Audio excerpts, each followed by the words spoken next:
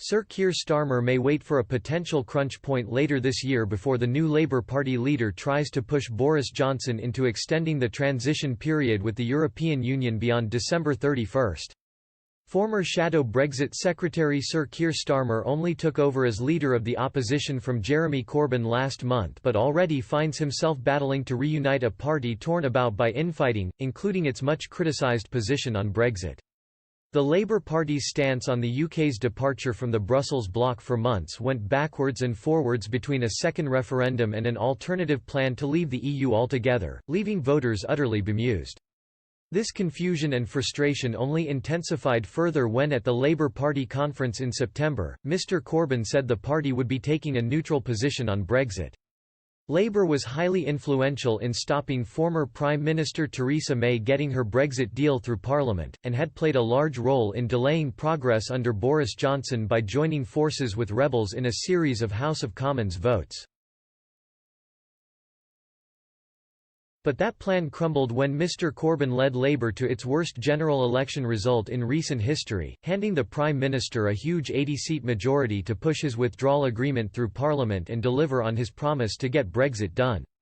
The post-Brexit trade talks have got off to an uncertain start, with Mr Johnson continuing to insist the transition period will not be extended beyond December 31 despite the political agenda across EU member states being dominated by the coronavirus pandemic.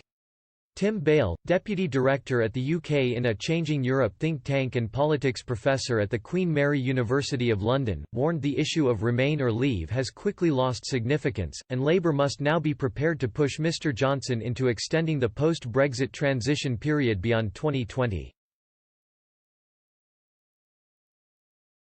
He told Express, "Brexit is done. Starmer has signalled very clearly that it's time to move on. Obviously there may be a crunch point later this year when it comes to whether or not we extend the transition period in order to deal with the coronavirus crisis first, and/or what sort of deal we can do with the EU in the longer term. But remain/leave will matter less and less over time." Patrick Sullivan, chief executive of the Parliament Street think tank, agreed Sir Keir must quickly distance Labour from the remain rhetoric in order to win back voters, and will likely push to extend the transition period. He told this website, Labour must ditch its remain plan to win back voters. Nobody understands this better than Starmer. However, do expect a Labour push to extend the transition period in the coming months. They will want to remain in the single market and customs union for as long as possible.